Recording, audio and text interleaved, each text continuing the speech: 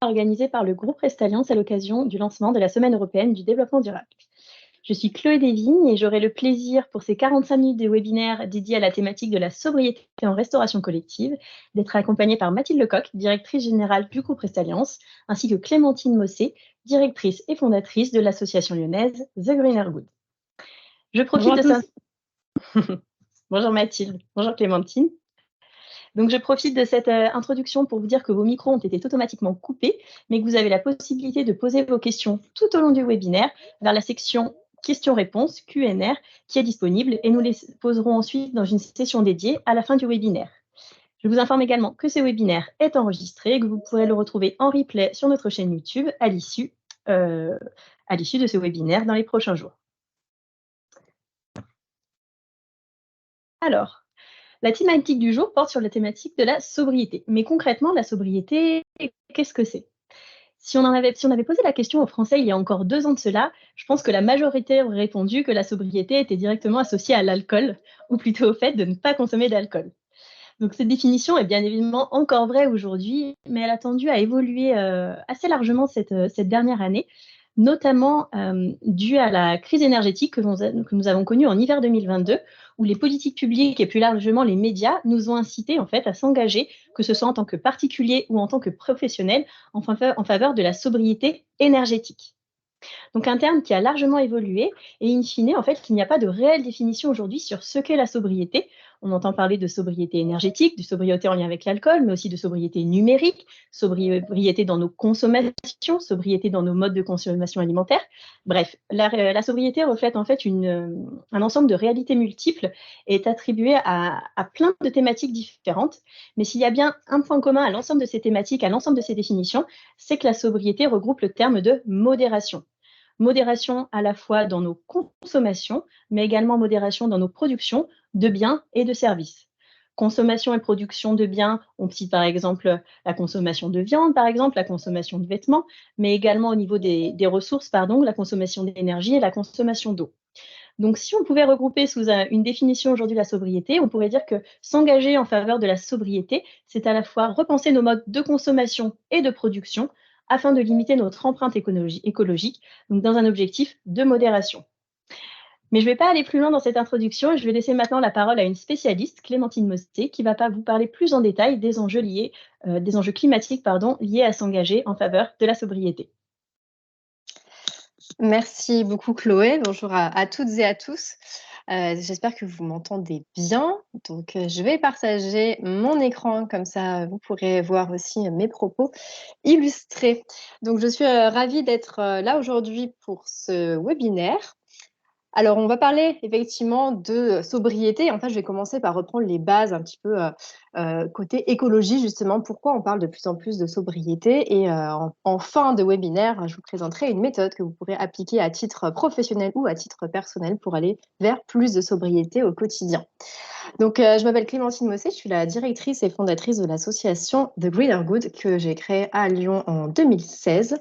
Alors, pour vous présenter notre association en quelques mots, nous, on accompagne plutôt les citoyens, surtout sur la métropole de Lyon, mais pas que, vers un mode de vie qui soit soutenable, vers des pratiques justement de consommation plus durables.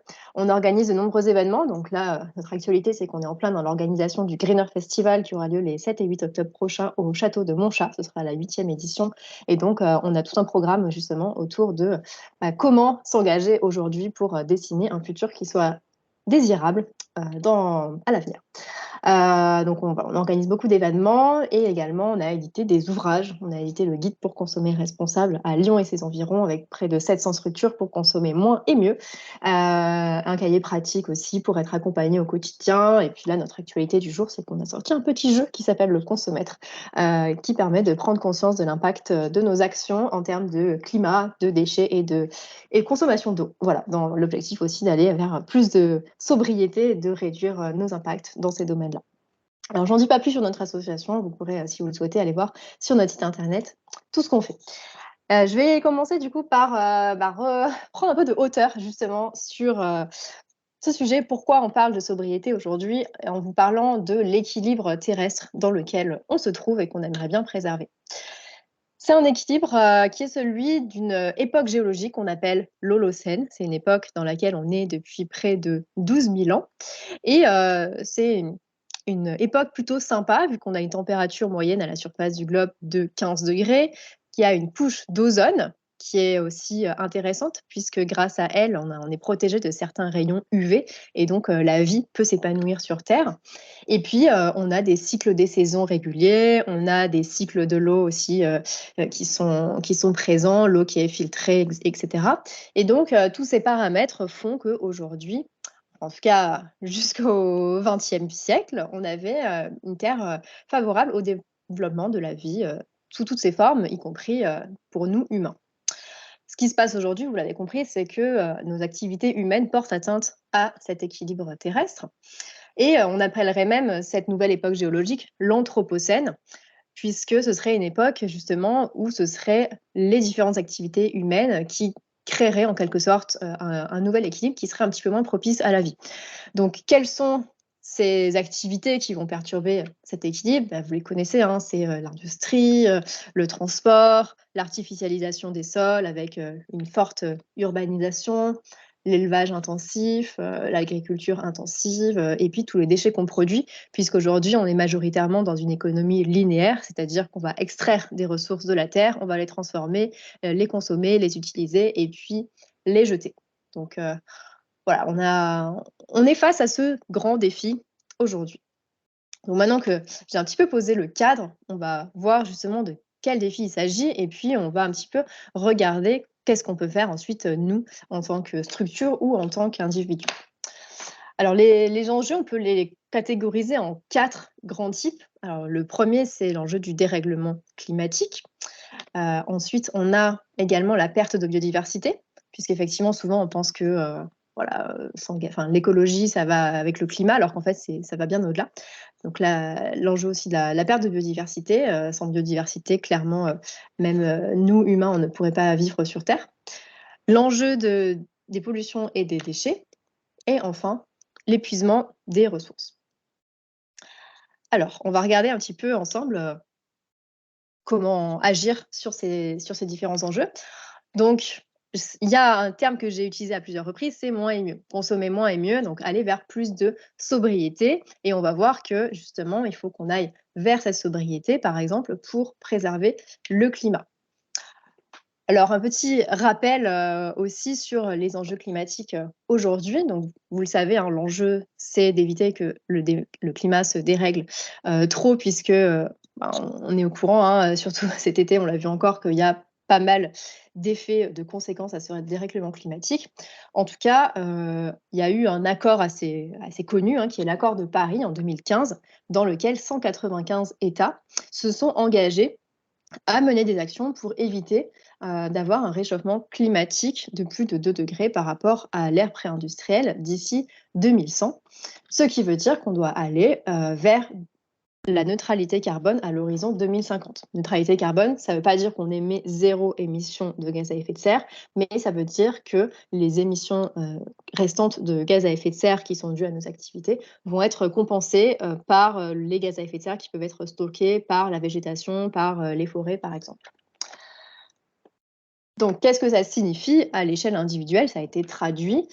Ça veut dire en France que notre empreinte carbone individuelle, qui est de près de 10 tonnes d'équivalent CO2, donc l'équivalent CO2, c'est quand même une unité qui englobe tous les gaz à effet de serre, le CO2 qui est le dioxyde de carbone, le méthane, le CH4 qui est partiellement émis par les ruminants, par exemple. Donc cette empreinte carbone de près de 10 tonnes en France, elle doit diminuer pour atteindre 2 tonnes à l'horizon 2050. Donc vous voyez qu'on a un très fort effort en termes de sobriété à faire, en termes d'émissions de gaz à effet de serre entre maintenant et 2050. On va regarder ensemble justement comment on peut faire et puis on va voir aussi que vous, avec vos activités en lien avec la restauration, vous avez clairement un rôle à jouer et en fait, je vais aller plus loin, mais vraiment toutes les activités économiques ont un rôle à jouer pour justement faire baisser cette empreinte carbone. Donc, l'empreinte carbone, déjà, qu'est-ce qu'elle représente? On ne sait pas vraiment toujours qu'est-ce que ça représente, une tonne de CO2. Donc, vous voyez sur cette photo, ça, c'est un ballon de 1 tonne de CO2. Et il faut imaginer qu'en France, voilà, nos modes de vie représentent ça fois 10. Donc, voilà, chaque année, en moyenne, une personne en France émet 10 fois ce ballon orange en termes de gaz à effet de serre. Alors oui, d'ailleurs, si vous êtes intéressé, je vous donne un petit site, c'est nosgestesclimat.fr. C'est un site de l'ADEME sur lequel vous pouvez calculer aussi votre propre empreinte carbone et puis voir les domaines dans lesquels vous êtes plutôt bon et potentiellement ceux dans lesquels il y aurait des choses à faire. Alors, on va regarder maintenant de quoi est composée cette empreinte carbone. Je vais passer assez rapidement sur tous ces chiffres, mais ça va vous aider aussi à avoir une idée de à quoi elle est due, cette empreinte carbone, qui a un impact sur le climat. En France, le premier poste d'émission, ça va être nos déplacements, avec l'utilisation de la voiture individuelle principalement. Ensuite, on a l'avion. Bien entendu, c'est une moyenne. Donc, entre des personnes qui vont beaucoup prendre l'avion ou moins prendre l'avion, c'est à pondérer. Le domaine qui va vous intéresser particulièrement, c'est celui de l'alimentation. Puisque, vous le voyez, hein, c'est la deuxième source d'émissions de gaz à effet de serre en France. On a, premier poste, c'est la viande, et notamment la viande rouge. Tout à l'heure, j'ai évoqué le fait que la viande émettait du méthane. Le méthane, c'est un gaz à effet de serre qui est à peu près 25 fois plus puissant que le CO2 en termes de réchauffement climatique. Donc, c'est pour ça qu'on entend aussi beaucoup de choses autour de il faut réduire la viande rouge, etc. Parce que oui, en fait, il y a certaines viandes qui sont moins émettrices de gaz à effet de serre que le bœuf, par exemple. Donc, il peut y avoir des choses à faire. Tout à l'heure, Chloé, vous l'avez évoqué, hein, en termes de sobriété, par exemple, dans la consommation de viande. Et puis, il y a aussi au niveau de la viande, pourquoi ça a un impact? Parce que ça engendre aussi beaucoup de déforestation, notamment quand c'est de la viande industrielle qui est nourrie avec du soja, par exemple. Et du coup, il y a des forêts qui sont coupées, qui sont abattues pour faire pousser du soja pour nourrir le bétail. Voilà, après, on a d'autres éléments, les boissons, les œufs, etc. Troisième poste d'émission, ça va être notre logement, notamment le chauffage, avec les chaudières à gaz ou au fioul, par exemple, le secteur de la construction et l'électricité dans une moindre mesure. Ensuite, là aussi, ça va parler à tout le monde, hein, c'est ce qu'on achète chez nous, donc toute notre consommation de biens, de services, on achète de l'électroménager, des objets, des vêtements, de l'électronique, des services bancaires, des services d'assurance, etc. Et donc, tout ça, bien sûr, on peut aller vers plus de sobriété également, parce que là, ça va être un gain en termes de ressources. Tout à l'heure, je vous ai dit que parmi les 4 enjeux, il y avait le climat, mais il y a aussi les ressources que la Terre peut nous fournir chaque année. Donc, bien sûr, si on va vers une consommation plus raisonnée, on va aussi préserver les ressources de la Terre. Enfin, la dernière source d'émissions, là, on n'a pas vraiment la main dessus, c'est tout ce qui est dépenses publiques. Pour faire tourner les hôpitaux, les transports en commun, créer des infrastructures, des écoles, etc. Eh bien, tout ça, ça a une empreinte carbone. Et ramené par personne en France, c'est l'équivalent d'à peu près 1,4 tonnes d'émissions d'équivalent CO2 par an. Donc voilà un peu comment est décomposée cette empreinte carbone et voilà l'effort qu'on doit faire. Bien sûr, cet effort ne repose pas entièrement sur nos épaules à nous en tant qu'individus, mais c'est des responsabilités qui sont partagées entre nous consommateurs, mais entre les structures, les entreprises, les activités économiques qui vont justement fournir tous les services et tous les biens qu'on consomme, et également les politiques publiques qui doivent, par la réglementation et par des mesures, inciter aussi à aller faire cette réduction des émissions de gaz à effet de serre. J'ai été assez vite sur cette slide, j'espère que c'était clair pour vous. De toute façon, il y a une phase après de questions-réponses à la fin, donc si vous avez des questions, n'hésitez pas à les poser et je pourrai y répondre après. Donc pour finir sur ce sujet climat, hein, vous avez vu que sobriété, ça va avec préservation du climat, alors que quelques clés pour passer à l'action. Premièrement, la mobilité, hein, vous avez vu que c'est le premier poste d'émissions de gaz à effet de serre, donc aller vers une mobilité qui soit plutôt décarbonée, réduire les distances parcourues, J'imagine que voilà, vous avez en tête les mesures, hein, prendre les transports en commun, utiliser les mobilités actives, par exemple la marche, le vélo, faire du covoiturage. Voilà, il y a beaucoup d'alternatives qui s'offrent. Alors je suis d'accord, hein, elles ne s'offrent pas dans tous les territoires. Il y a des territoires dans lesquels il n'y a pas d'offre de transport en commun ou c'est pas forcément possible. Mais en tout cas, voilà, quand c'est possible, il y a ces alternatives-là. Ensuite, mieux s'alimenter, ce qui vous concerne bien sûr, hein, donc avec moins de produits d'origine animale, ce qui veut dire une réduction de l'empreinte carbone des repas. Des produits qui sont de saison, qui ne sont pas ultra transformés, et ça va avoir aussi des impacts sur la santé des personnes, par exemple. Donc voilà, il y a aussi énormément de démarches, alors je pense que vous les connaissez mieux que moi, mais pour aller vers une alimentation qui soit décarbonée. Il y a les économies d'énergie, bien entendu, hein, que ce soit chez soi ou à son travail. Il y a des éco-gestes, donc des choses qu'on peut faire vraiment au quotidien. Ou alors, si on est propriétaire, on peut se pencher sur les travaux d'isolation et de rénovation énergétique. Je vous invite à vous rapprocher de l'ALEC, l'Agence locale de l'énergie et du climat, si ce sont des sujets qui vous parlent. Et puis les achats, donc vous avez compris, hein, c'est aussi vraiment le cœur de métier de notre association, c'est de parler d'achat en conscience, acheter moins et mieux, et donc éviter les achats inutiles. Et puis quand on achète, se tourner vers des produits qui soient locaux, qui soient éco-conçus ou qui soient issus du réemploi. Bon, il y a plein de démarches qui sont possibles aussi à ce niveau-là. Donc juste après, je vous présenterai une méthode justement qui pourra vous aider à acheter en conscience. Un exemple qui va vous parler et qui montre aussi que tout ce qu'on peut mettre en place, ça a un impact. Donc, dans le secteur de l'alimentation, eh bien, l'ADEME, qui est l'Agence de la transition écologique, a calculé qu'un menu qui est très émetteur de carbone, donc par exemple qui est constitué de viande rouge industrielle qui vient de loin, de produits surgelés hors saison, etc., émet plus de 5 kilos d'équivalent CO2, donc de gaz à effet de serre, alors qu'un menu qui est plus sobre en carbone, avec un plat de saison, des produits locaux, des protéines végétales, sera bien moins émetteur de carbone. Donc vous voyez là l'intérêt direct aussi de réfléchir au contenu de l'assiette. On va ensuite passer au sujet des ressources. Alors, il y a peut-être un chiffre que vous connaissez qui revient chaque année, hein. Ce chiffre, c'est celui du nombre de planètes qu'il faudrait si le monde entier, si tous les êtres humains sur Terre vivaient comme une personne moyenne en France. Eh bien, il faudrait près de 3 planètes pour assurer l'ensemble de nos besoins.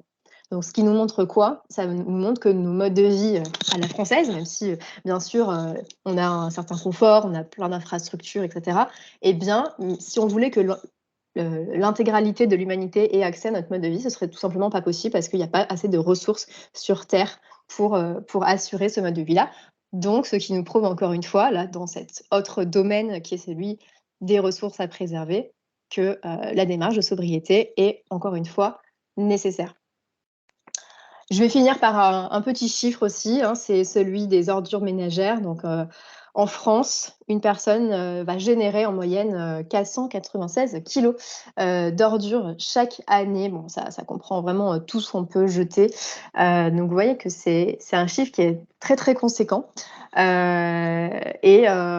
On va le voir après, hein, il va falloir aussi agir dessus parce que qui dit énormément de déchets dit que derrière, ils sont soit enfouis dans des décharges, soit incinérés. C'est une perte de matière et donc on n'est pas dans cette démarche qu'on aimerait, hein, qui est l'économie circulaire, c'est-à-dire que les déchets éventuels qui resteraient pourraient être réutilisés pour fabriquer des nouvelles choses. Donc voilà, ce qui nous manque encore une fois, que la démarche de sobriété dans ce qu'on achète et dans ce qu'on va jeter est également nécessaire. J'en ai terminé pour ce petit quart d'heure introductif sur la notion d'enjeu écologique et de lien avec la thématique de la sobriété. Et je vous retrouve tout à l'heure pour la méthode bisous. Merci Clémentine, du coup, pour cette première partie de présentation des enjeux climatiques en lien avec la sobriété. Donc, nous allons maintenant passer à la deuxième partie de ce webinaire sur comment nous pouvons agir et nous avons décidé d'agir chez Rest Alliance en faveur de davantage de sobriété dans nos activités. Donc, vous avez à l'écran le programme de notre Semaine européenne du développement durable qui recoupe en fait les 5 grandes thématiques en lien avec les sobriétés sur lesquelles nous avons choisi de nous engager. Donc, nous allons dérouler avec Mathilde Lecoq ces 5 items et qui reprendront à la fois les actions que nous allons faire dans le cadre de la Semaine européenne du développement durable, mais également sur concrètement comment on agit au quotidien et on s'engage pour essayer d'apporter des solutions aux enjeux qui nous ont été présentés précédemment. Mathilde, je vous laisse la parole sur la première partie, sur le jour 1 concernant la consommation. Bonjour à tous, merci, ravie de participer à ce webinaire en lancement de la semaine du développement durable, avec tous les enjeux que Clémentine vient de nous évoquer.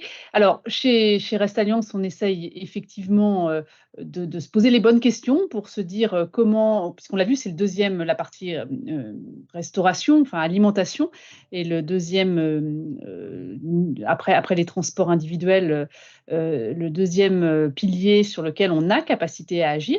Et donc, consommer moins, c'est aussi consommer mieux et donc acheter responsable on a fait un zoom sur trois actions qui sont menées par Rest Alliance depuis plusieurs années. Donc, la première, c'est de réfléchir et de s'engager sur la sélection de produits de qualité. Et ce, malgré le contexte d'inflation qu'on connaît tous. Et donc, pour ce faire, on a créé chez Rest Alliance un label de qualité propre qui s'appelle le label Santéal, qu'on a fait certifier par Bureau Veritas, qui en fait s'appuie sur un cahier des charges qui a été réfléchi par une gamme de produits avec des spécialistes, des acheteurs et puis des spécialistes de l'agroalimentaire. Et donc aujourd'hui, on a dans cette certification Santéal créée par Rest Alliance plus de 1000 produits alimentaires qu'on retrouve sur nos restaurants et qui permettent d'être une alternative, alors souvent moins chère aussi que les labels comme les labels rouges. Et pour vous donner un exemple concrètement, les produits Santéal, par exemple en viande, notre label permet d'être engagé sur le fait que nos viandes vont être 100% muscles, origine France, et avec un certain nombre de critères concernant la bientraitance animale. Et une des fiertés qu'on a, c'est que malgré, encore une fois, le contexte de cette année 2022 et 2023, on a réussi dans l'ensemble de nos achats, sur l'ensemble de nos restaurants, à augmenter l'utilisation de nos produits Santéal de plus de 11%. Deuxième exemple d'action qui nous permet d'être cohérent et aligné dans cette volonté de participer à mieux consommer et à mieux travailler aussi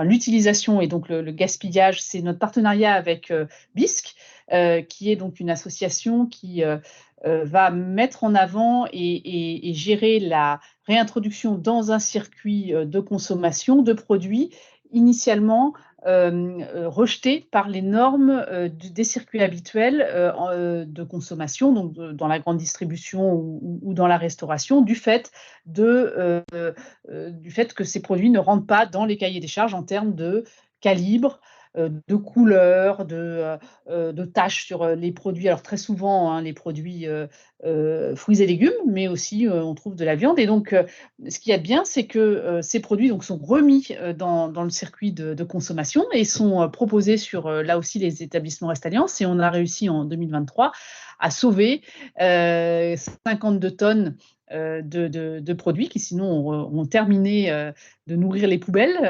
et ce qui a la double vocation de ces produits et l'effet vertueux, c'est que la plupart sont labellisés, donc sont issus d'une agriculture responsable. Et puis le troisième exemple des actions qu'on va avoir, c'est de prioriser les achats locaux.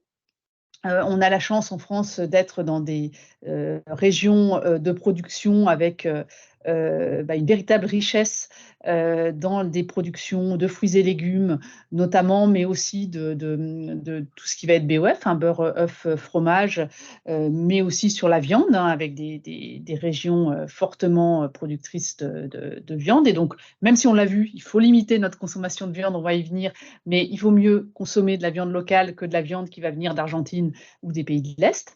Et donc, là aussi, une vraie source de satisfaction, mais c'est d'avoir, dans le contexte 2023, 10 augmenté nos achats de produits locaux de plus de 13%. Et donc, ces achats locaux se font alors soit via un travail de fond qui sont faits avec nos propres fournisseurs sur le choix des produits locaux que nous entrons dans nos mercuriales d'épicerie, mercuriales de fruits et légumes, mercuriales de BOF, mais aussi des produits locaux qui vont venir de partenariats que nous organisons, enfin que nous mettons en œuvre avec, en circuit court, donc directement avec des producteurs qui vont venir livrer sans intermédiaire nos établissements. Et puis la troisième action qu'on a pour développer les produits locaux, c'est de mettre en place, alors c'est la version ultime de l'implication dans la valorisation de ces produits locaux, c'est le fait de signer des conventions tripartites directement avec des producteurs. Alors on l'a fait, pour vous donner 2 exemples, sur des courgettes bio dans la Drôme, et puis récemment là sur des kiwis haute qualité environnementale en Ardèche, où on va s'engager auprès des producteurs sur le volume de production. Donc on leur achète, on s'engage à s'assurer que l'ensemble de leur production sera acheté par Restalliance et consommé sur les restaurants de proximité. Voilà trois petits exemples de nos actions sur la partie plus amont. Et puis, bien évidemment, on vient de le voir également, même si on essaie de limiter la qualité, enfin d'optimiser la qualité de ce qu'on va acheter, dans un certain nombre de cas et pour notre secteur d'activité en alimentaire, on a aussi un certain nombre de déchets. Et là, je vais l'illustrer par 2 actions à mener que nous menons pour limiter ces déchets. C'est tout d'abord la lutte contre le gaspillage alimentaire. Et je dirais que là, c'est le bon sens avant tout qui va primer pour trouver les solutions au niveau de chaque établissement pour limiter ce gaspillage alimentaire. Alors, très concrètement, on débute par un audit des modes de fonctionnement entre les équipes de l'établissement, de la clinique, de la maison de retraite ou de l'établissement pour personnes en situation de handicap, les équipes de cuisine, les équipes de soins, et puis les résidents et tout le circuit en fait aussi de la communication pour la gestion des repas. Et cet audit nous permet ensuite de mettre en place un plan d'action. Donc on a cette année 124 à ce jour, et donc c'est pas fini pour l'année 2023, 124 établissements qui se sont engagés dans un plan d'action pour limiter le gaspillage alimentaire. Et le plan d'action, ça se traduit par des éléments, par des choses très simples, adaptées encore une fois à chaque situation et à chaque établissement. Mais ça va être pour un établissement qui était en pain individuel et où on avait constaté plus de 30% de gâchis sur le pain, notamment sur le dîner, de passer en pain tranché pour limiter le gaspillage et de proposer le pain à la demande aux résidents. C'était dans un EHPAD. C'est aussi sur un autre de nos établissements qui avait un double choix, c'est de rebasculer sur un simple choix, mais d'intégrer les convives dans la définition de leur propre menu, ce qui fait qu'on a sélectionné des repas, le top des préférences. Et donc, si les repas que nos chefs cuisinent correspondent aux attentes, obligatoirement, ils sont mieux consommés et donc il y a moins de gâchis. Ou, dernier exemple, c'est tout un travail sur l'individualisation du contenu des petits déjeuners, parce que chacun a ses propres habitudes pour le petit déjeuner, et donc de suivre et de formaliser les attentes de chaque résident, chaque patient pour le petit déjeuner, et surtout de mettre en œuvre après un suivi des évolutions pour que en permanence tout ce qui est donné soit consommé et apprécié par les convives. Autre exemple sur le fait de limiter les déchets, donc on a bien évidemment les déchets alimentaires, mais il y a aussi les déchets plastiques dans le secteur de la restauration collective. Et là, pour citer un partenariat et une mise en œuvre très efficace d'une réduction d'utilisation de plastique sur un établissement. Donc, c'est dans le cadre de notre partenariat avec le centre hospitalier de Bligny, qui était jusqu'à présent en couverts jetables et en vaisselle jetable, et où sur un établissement qui on fait 600 couverts par jour, on a mis en œuvre, et ça y est, c'est en place, et on a rebasculé de la vaisselle jetable à la vaisselle en dur, alors avec un investissement initial pour acheter bien évidemment les couverts, les assiettes, les plateaux, les cloches, mais double effet qui se coule, je dirais, c'est non seulement on fait du bien à la planète en limitant le plastique, mais en plus on génère des économies, puisque au-delà de l'investissement initial, la vaisselle en dur va coûter moins cher au final, avec un gain estimé sur 3 ans de l'ordre de 120 KE qui vont pouvoir être réutilisés. Et c'est tout le côté vertueux après des bonnes actions liées au développement durable, c'est que les économies générées vont pouvoir être utilisées dans un approvisionnement, par exemple, ce que j'évoquais juste avant, des produits plus locaux, des produits mieux labellisés, des viandes de meilleure qualité ou plus locales. Voilà sur ces deux exemples. Et puis Chloé, je te passe la main pour les autres. Bien. Merci Mathilde. Comme quoi écologie peut être synonyme de performance écologique. Économique. Économique, oui, pardon. Alors, je vais maintenant passer, donc là, c'était la première partie sur le sujet de la consommation. Maintenant, deuxième sujet que nous souhaitons mettre en œuvre dans le cadre de notre Semaine européenne du développement durable, le numérique, avec des engagements vers des usages numériques plus responsables. Donc, de gros travaux menés par notre équipe DSI en interne, qui reprennent en fait le principe de l'économie circulaire des 3 R. Donc, dans l'économie circulaire, on dit qu'on met en place 3 R, réduire, réutiliser, recycler. Et pour le coup, cette règle s'applique vraiment bien aux travaux menés par notre équipe informatique, avec sur le premier R, réduire la réduction du nombre de data centers. Donc avec un gros travail qui a été mené pendant 1 an et demi, nous sommes passés de nombreux même data centers à l'utilisation d'un unique data center hébergé par une unique société. Donc, ce qui nous permet, in fine, de réduire le nombre d'énergie, enfin la proportion, la quantité d'énergie utilisée, puisqu'on estime qu'on réduira notre consommation énergétique d'environ moins 7000 kWh par an, ce qui n'est pas négligeable. D'autant plus que nous avons sélectionné une entreprise pour héberger notre data center qui utilise de l'énergie renouvelable pour apporter de l'électricité et faire marcher ces data centers. Donc, une démarche doublement vertueuse. Ensuite, concernant le deuxième R, réutilisation du matériel existant. Donc, un gros travail est mené au niveau de notre service informatique pour réutiliser les PC, et plus de 2/3 des PC sont réutilisés. C'est-à-dire que lorsqu'une personne est amenée à quitter l'entreprise, les PC ne sont pas systématiquement jetés ou amenés au recyclage, mais sont au contraire retravaillés, sont réparés si besoin, et sont ensuite réinjectés à des nouveaux entrants au niveau de l'entreprise. Donc, quasiment pas d'achat de PC neufs en interne chez Restalliance. Également des travaux au niveau des téléphones portables, puisqu'une enquête a été menée l'an dernier pour évaluer si les téléphones portables étaient vraiment utilisés par l'ensemble des collaborateurs. Et en fait, on s'est rendu compte que 10% des collaborateurs n'utilisaient pas du tout leur téléphone portable, puisqu'ils n'en avaient pas d'utilité par rapport à leurs besoins et leurs activités. Et donc, ces téléphones portables ont été récupérés et seront ensuite réinjectés pour les nouveaux collaborateurs entrant dans l'entreprise. Et enfin, lorsque nous ne pouvons plus réduire ou réutiliser le matériel, reste la dernière étape, le recyclage. Et nous avons lié un partenariat l'an dernier avec une entreprise lyonnaise, puisque Restalliance est une société lyonnaise, qui s'appelle Cyclotronic, et qui, lorsque nous ne pouvons plus réutiliser les imprimantes, les téléphones, les PC, les scanners et autres, en fait, vient récupérer ce matériel, le répare ou réutilise certaines pièces, pour ensuite proposer du matériel reconditionné à ses partenaires, que ce soit dans le service public ou dans le service privé.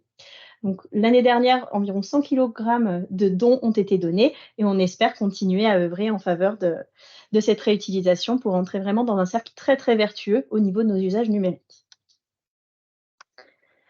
Concernant la mobilité, donc on l'a bien vu dans le discours de Clémentine, hyper important puisque très très gros impact à la fois en tant que particulier, mais nous aussi en tant que professionnels Restalliance, puisque nous avons réalisé notre bilan gaz à effet de serre en 2021, scope 1 et 2.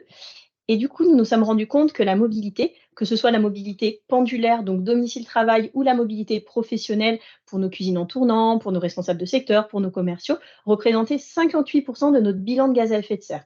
Donc ça fait plus 58%, ça ne m'étonne pas du tout de retrouver les propos que tu as évoqués, Clémentine, hein, c'est hyper important. Donc c'est pour ça qu'on a vraiment souhaité s'engager en faveur d'une mobilité qu'on appelait décarbonée, une mobilité plus douce. Et pour cela, suite à notre bilan carbone, nous avons réalisé un diagnostic mobilité partielle afin d'évaluer quelles étaient les habitudes de nos salariés, notamment en termes de mobilité domicile-travail, afin de leur proposer des solutions qui soient les plus adaptées possibles.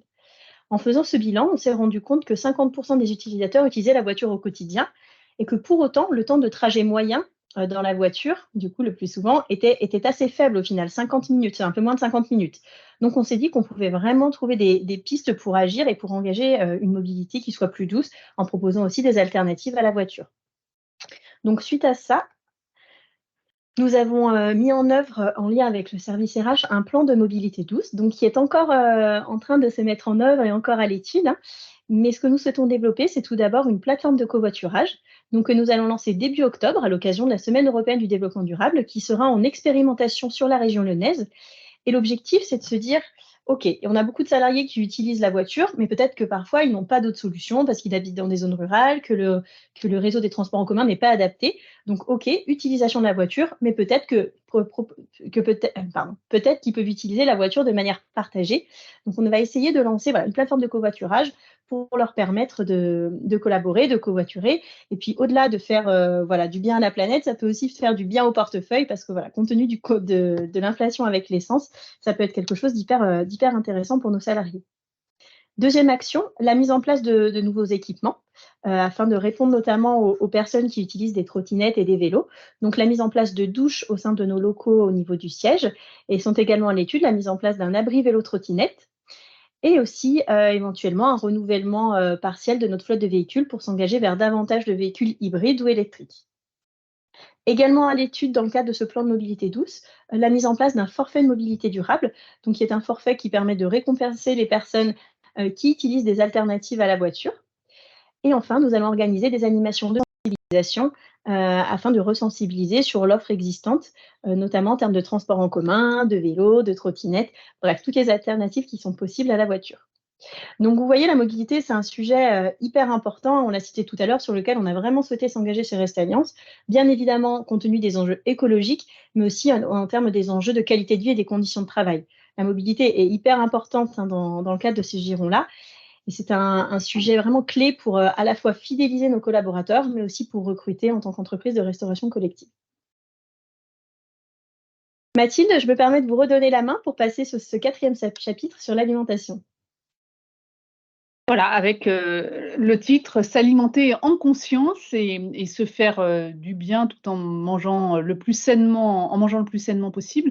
Et donc ça passe par deux sujets. Le premier, ce qu'on met en avant, c'est la saisonnalité des produits, avec tout d'abord, alors c'est ce que vous trouvez en bas à gauche, hein, des décisions parfois difficiles pour notamment, je pense à nos aînés qui aiment bien un certain nombre de produits, même toute l'année, mais qui comprennent parce que le bon sens de nos aînés est que quand ils étaient jeunes, ils ne mangeaient pas de tomates en hiver. Et donc, on a pris la décision de supprimer des cycles de menus, notamment hiver, hein, plusieurs fruits et légumes frais, tomates, courgettes, concombres, pastèques, aubergines et melons.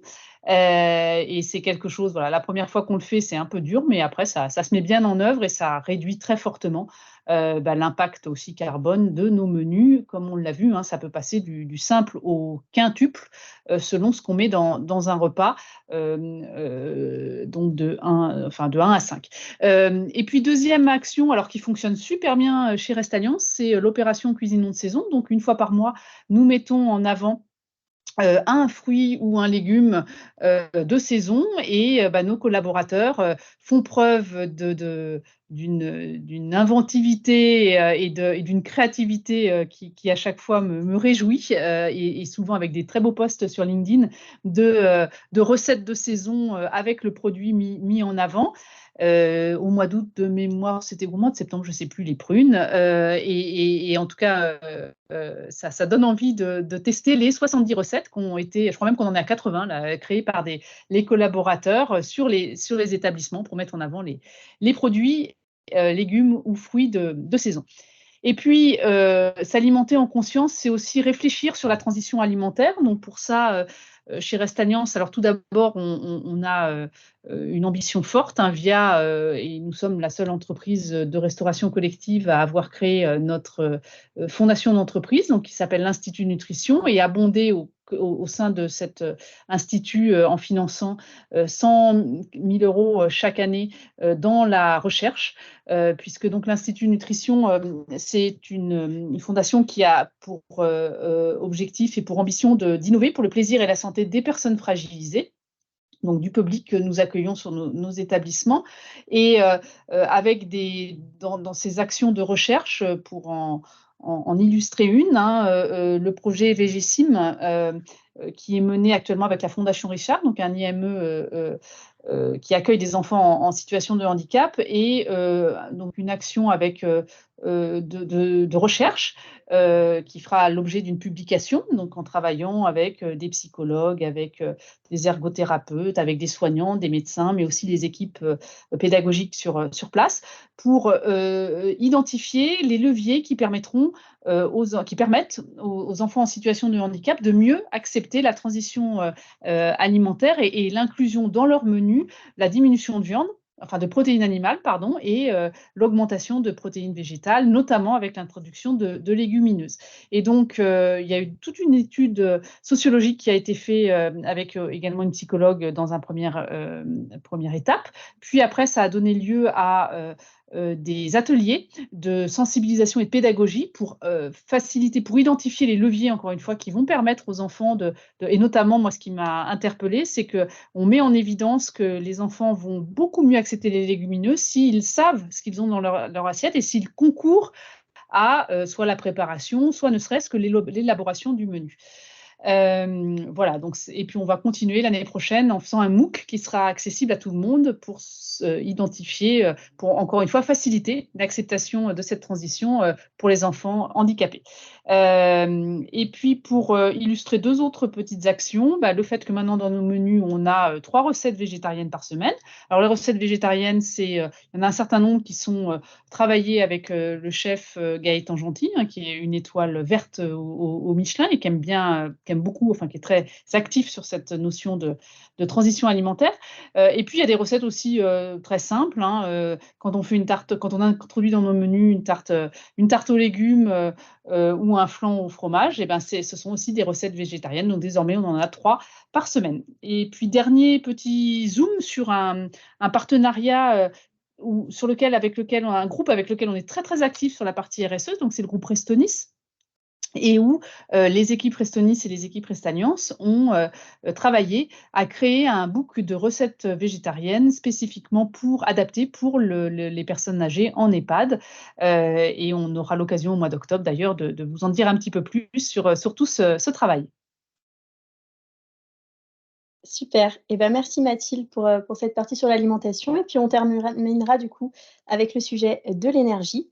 Donc sujet, comme je vous le disais en introduction, qui a pris beaucoup d'ampleur, compte tenu du contexte hyper inflationniste de la consommation d'énergie, notamment d'électricité. Donc l'an dernier, nous avons réalisé notre audit énergétique sur nos cuisines centrales, mais aussi au niveau du siège, afin d'évaluer quelles étaient nos consommations d'énergie réelles, et puis là où se situaient également les gisements d'économie éventuels. Et donc suite à ce bilan-là, nous avons notamment mis en place 2 actions. La première, qui est une sensibilisation aux éco-gestes, aux bonnes pratiques, à la fois dans les services supports, en cuisine, mais également sur notre unité de bio-nettoyage Clariance, pour rappeler tout simplement des gestes qui sont usuels, qui sont souvent dans le quotidien, mais parfois, voilà, ça fait du bien de resensibiliser sur ces sujets-là, afin de faire des économies d'énergie et de diminuer aussi notre empreinte énergétique. Et l'autre action qu'on a mis en place, donc, c'est d'investir sur le matériel et sur le bâtiment. Là encore, plutôt au niveau de nos cuisines centrales, nous avons décidé de mettre en place des actions toutes simples, mais qui, in fine, mises bout à bout, permettent de réellement faire des économies et qui vont en fait dans le bon sens. Par exemple, on peut vous citer la mise en place de bas de porte, la mise en place de détecteurs de mouvement. On a également, sur plusieurs cuisines centrales, fait un relamping LED afin de remplacer les vieux néons et de considérablement diminuer notre empreinte énergétique. Bref, un ensemble de petites actions qui permettent de diminuer notre consommation d'énergie. Écoutez, j'en ai terminé pour pour cette deuxième partie. Donc, Mathilde, je vous remercie pour vos autres présentations. Et nous allons maintenant passer à la session de questions-réponses qui sera très rapide compte tenu du fait que nous avons déjà une petite minute de retard. Donc, au niveau des questions, une personne nous a demandé si on avait mis en œuvre des actions pour réduire et puis surtout recycler les biodéchets au niveau de Restalliance. Mathilde, est-ce que vous souhaitez répondre sur ce sujet-là? Ah bah, je veux bien. Donc oui, de nombreux. Donc on a plusieurs partenariats pour la gestion des biodéchets. Donc je pense que Chloé, vous avez peut-être plus que moi le nom des différents partenaires sur le recyclage. Mais j'ai en tête aussi des actions parfois originales. Je sais que sur un site, on s'est associé avec un centre équestre, par exemple, pour la gestion des biodéchets. Que sur un autre, il y a une usine de méthanisation à côté qui permet. Voilà. Donc là aussi, ce qu'on essaye de faire, c'est, alors on a des référencements nationaux, hein, je crois qu'on a 3, si je ne me Tout à trompe fait. pas, 3 fournisseurs référencés au niveau national. Mais aussi, ce qu'on essaye de faire, c'est avec nos clients en local, de trouver des circuits de gestion, enfin très très local et parfois, je vous dis, très originaux pour gérer les biodéchets et mieux les recycler. Et donc les 3 partenaires, je ne sais pas si vous voulez nous les nommer, Chloé, ou si vous les avez en L'établissement tête? Sorifood et Ecovaline. Des partenaires référencés au niveau national, où on a beaucoup étudié aussi l'aspect RSE des partenaires qu'on référençait, hein. Pour nous, ça prenait tout son sens et donc on est en mesure de proposer à nos partenaires, qui souhaitent s'engager dans cette démarche-là, qui va devenir à partir du 1er janvier 2024 une obligation pour l'ensemble des établissements de trouver une valorisation de ces biodéchets, que ce soit in situ, sur les sites directement, par exemple en faisant du compost sur place ou alors via des partenaires externes qui vont faire de la collecte, dans un objectif de réaliser soit du biogaz via la méthanisation, soit du compostage, mais à échelle industrielle. Donc, deuxième question, donc une personne nous demande donc, est-ce qu'un bilan carbone a été réalisé et partagé? Si oui, quels étaient les scopes qu'il prenait en compte? Donc oui, un bilan carbone a été fait en 2021. Je ne suis pas sûre qu'on ait communiqué beaucoup dessus, mais en tout cas, vous pouvez trouver des éléments dans nos bilans RSE qui sont disponibles sur notre site internet. Et le bilan carbone prenait uniquement les scopes 1 et 2 en compte. Nous n'avons pas fait le scope 3, ce sera une prochaine étape. Et enfin, une personne nous demande, et ce sera la dernière question puisqu'on a un peu de retard, est-ce que des choses sont prévues concernant la sobriété numérique? Alors, la sobriété numérique, c'est ce que je vous ai présenté avant, hein. La DSI a mené plein d'actions, mais plutôt par rapport à l'équipement. Mais c'est vrai qu'ensuite, par rapport aux usages numériques, on pourrait aller beaucoup plus loin, hein, par rapport voilà, de la sensibilisation, par exemple, sur les mails, sur les moteurs de recherche. Mais je ne vous en dis pas plus parce que vous aurez des petites surprises lors de la Semaine européenne du développement durable. Sur la journée dédiée au numérique, on vous a prévu quelques animations. Écoutez, on en a terminé. Je vais juste maintenant repasser pour une slide la parole à Clémentine Mossé qui va vous partager une méthode toute simple et concrète que vous pouvez appliquer, vous, en tant que particulier, mais également en tant que professionnel, afin de vous engager dans la sobriété. Et ensuite, on pourra clôturer ce webinaire. Merci Chloé. Donc, je vous partage la méthode Bisou.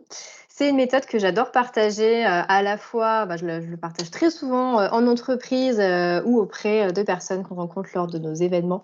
En gros, c'est une méthode pour savoir quand on est devant une question de j'achète ou pas, finalement, elle nous donne la réponse à la fin. Est-ce que j'ai vraiment besoin d'acheter? Donc, ça vaut pour nous, voilà, si on passe devant une vitrine ou si on surfe sur Internet et qu'on on a des appels du pied pour consommer. Mais ça vaut aussi pour les personnes en entreprise, parce qu'en entreprise, on est souvent amené à acheter des fournitures ou alors des consommables ou diverses choses. Donc, ces 5 questions sont applicables dans ces 2 sphères de notre vie.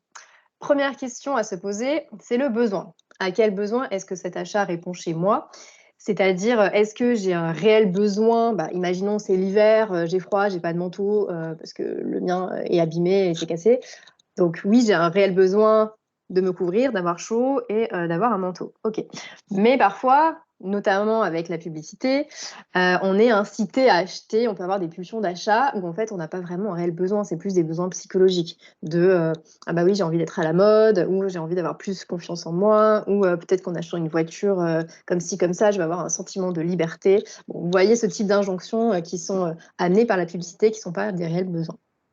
Deuxième question qui est apparue, donc c'est est-ce que j'en ai besoin immédiatement? Ou finalement, si j'attends quelques jours ou quelques semaines, peut-être que je me rends compte que j'en ai plus du tout envie. Donc, encore une fois, c'était plus une pulsion d'achat qu'un réel besoin.